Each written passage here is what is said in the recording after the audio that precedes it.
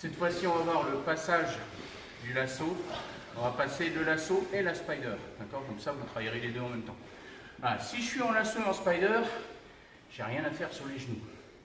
Parce que là, c'est le meilleur moyen de me faire renverser, de me faire trimballer. Il faut que je vienne sur mes appuis ici. D'accord? À partir du moment où je suis sur mes appuis, il faut toujours ne pas rester juste là, au-dessus de lui. Là, c'est là où il va me renverser. J'ai mon poids de corps au-dessus du sien. Il faut que je l'amène là, limite, vous voyez, limite sur ses fesses. Ici, déjà, je sens moins de pression, là. D'accord? Alors, comment je vais me libérer de tout ça? La première des choses, c'est se libérer de cette spider. D'accord? Je vais aller mettre le genou derrière le sien, ce qui me permet de venir là. D'accord? Je vais mettre les genoux ici, supprimer un peu de pression. Ça me permet de tourner autour et au bout d'un moment, ça lâche. Alors ici, je viens contrôler sa jambe. Même s'il me reprend le grip, c'est pas gênant. À partir du moment où je contrôle ici sa jambe. Il ne faut pas que je lui laisse me remettre sa spider ou quoi que ce soit ici. D'accord? Ensuite, je vais me libérer de ça. Alors, pour me libérer de ça, plusieurs façons. J'ai une façon qui est assez sympa à faire, assez simple. C'est qu'ici, je vais mettre du poids avec mon épaule gauche et rentrer bien le coude ici. Vous voyez, son lasso, il est sorti là. D'accord? Ici, je viens mettre du poids et je rentre le coude. D'accord? Même s'il continue à tenir ici, à partir du moment où je suis là, il ne va plus faire grand chose. Là, je vais y aller doucement parce que sinon il y a les doigts qui vont sauter. Là, quand vous êtes ici, vous cassez le grip. Vous profitez que sa jambe est bloquée ici, que sa main est bloquée en dessous. Vous tirez. À l'entraînement, faites le cool. D'accord? Celui qui est en dessous, si vous voyez qu'il va vous arracher, tenez pas trop parce que ce serait dommage de vous flinguer les doigts. Donc ici, je rentre bien et là. D'accord? Et tout de suite, je remets la pression et je passe. Il existe aussi une petite soumission sympathique à faire. Voilà, il me met la spider. Tout de suite, je me relève. Et vous voyez, je ne suis pas là. Comme je vous ai expliqué tout à l'heure, je suis ici. Donc là, pression. Je fais péter le grip. Et je reprends de la distance. Là, ce que vous pouvez faire aussi, c'est même chose.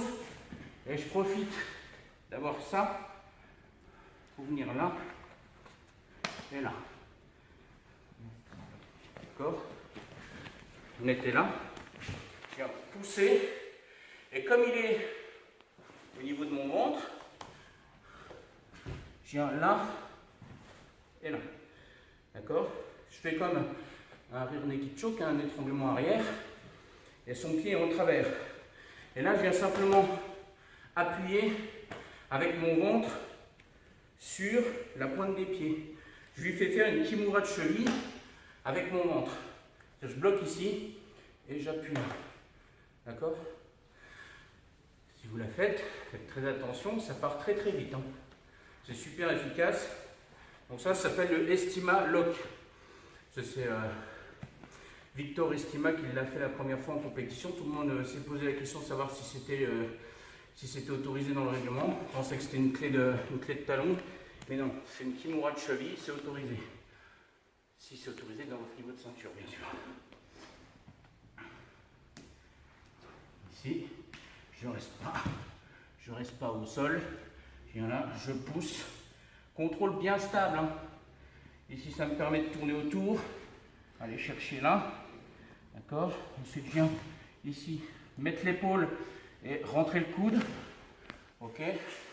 Et ici, là. Vous voyez tout de suite? Son pied, il est là. Je suis là. Et ça fait ce mouvement-là. C'est ni plus ni moins qu'une kimura de cheville. Ok? Donc vous essayez la première, vous passez la garde. Et la deuxième, vous faites l'estima lock.